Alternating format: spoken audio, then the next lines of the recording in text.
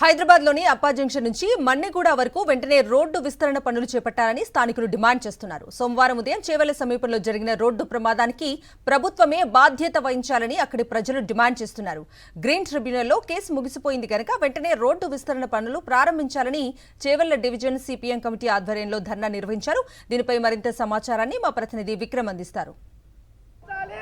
Hyderabad outer ring road police academy నుంచి మన్నెగూడ వరకు దాదాపు 45 కిలోమీటర్ల మేర రోడ్డును విస్తరించాలని చెప్పి డిమాండ్ చేస్తూ చేవెళ్లలో ఆందోళనకు దిగారు. స్థానికులంతా కూడా రోడ్డుపై బైఠాయించి ఆందోళన చేస్తున్నారు. వాహనాలన్నీ కూడా ఎక్కడికెక్కడ ఆగిపోయిన పరిస్థితి ఉంది. తక్షణమే పనులు ప్రారంభించి రోడ్డు పనులు పూర్తి చేయాలని చెప్పి వీరంతా కూడా డిమాండ్ చేస్తున్నారు. వారి ప్రధాన డిమాండ్ ఏంటో వారి మాటల్లోనే అడిగి తెచ్చిన ప్రయత్నం చేద్దాం. మీ ప్రధాన డిమాండ్ ఏంటి? ఈ చేవెళ్ల హైవేకి చాలా రోజుల కిందటే దీనికి కావాల్సినటువంటి పూర్తి డబ్బులు ప్రభుత్వం శాంక్షన్ చేసింది. కానీ ఈ ప్రాంతంలో అనేకమైనటువంటి యాక్సిడెంట్లు జరుగుతున్నాయి. పేద ప్రజలు బస్సులలో ప్రయాణించేటువంటి వాళ్ళు, ఆటోలలో ప్రయాణించే వాళ్ళు, రోడ్డు పక్కన చిన్న చిన్న వ్యాపారాలు చేసుకుంటున్నటువంటి వాళ్ళు అనేక మంది చనిపోతున్నారు.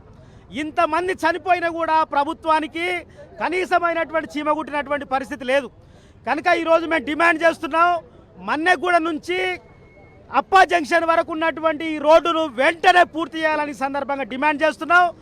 ఏదో యాక్సిడెంట్లు జరిగి కొంతమంది చనిపోయినప్పుడల్లా రోడ్డు పక్కన ఇంత మట్టిందు పక్కకు జరిపేసేసి రోడ్డు ఏదో ప్రారంభిస్తున్నాం అనేటువంటి ఒక వాతావరణాన్ని కల్పించి ప్రజలను మోసగించేటువంటి పనిని ప్రభుత్వాలు చేస్తున్నాయి.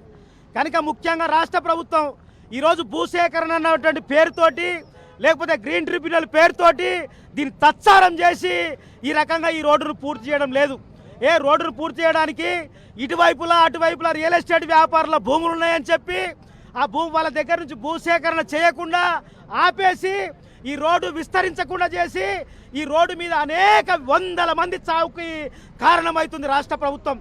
నిన్న జరిగినటువంటి దాదాపు 20 మంది తమ ప్రాణాలను కోల్పోయారు. 19 మంది వాళ్ళకి ప్రభుత్వం బిచ్చమేసినట్టుగా 5 లక్షల రూపాయలు 7 లక్షల రూపాయలు అని చెప్తున్నది.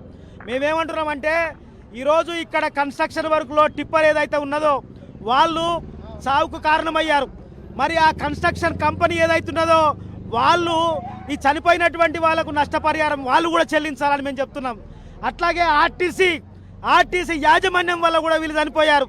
కనుక ప్రభుత్వం నుంచే కాదు, ఆర్టీసీ యాజమాన్యం నుంచి, టిప్పర్ యాజమాన్యం నుంచి కూడా చనిపోయినటువంటి మృతులకి నష్టపరిహారం ఇవ్వాలని మేము కోరుతా ఉన్నాం.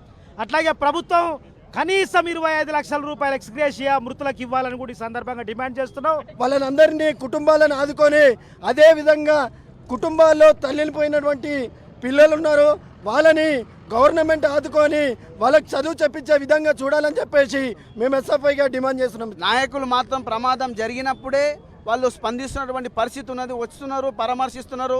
యథావిధిగా అనేక ప్రమాదాలు జరిగి అనేక మంది ఉద్యోగస్తులు, పేదలు, తర్వాత మహిళలు అందరూ కూడా తండ్రిని కోల్పోయినటువంటి పిల్లలు ఉన్నారు, పిల్లలు చనిపోయినటువంటి తల్లిదండ్రులు కూడా ఉన్నటువంటి పరిస్థితి ఉన్నది. కాబట్టి ఎన్జిటిలో 2018లో కేసు వేశారు. కానీ అంతకన్నా ముందు ఈ ప్రాంత నాయకులు ఏం చేశారని చెప్పాను మీ సందర్భంగా మేము ప్రశ్నిస్తూ ఉన్నాం. ఎందుకంటే 2018లో ఎన్జిటిలో కేసు అయినటువంటి వాస్తవమే, కానీ ఇప్పుడు వెకేట్ చేశారు.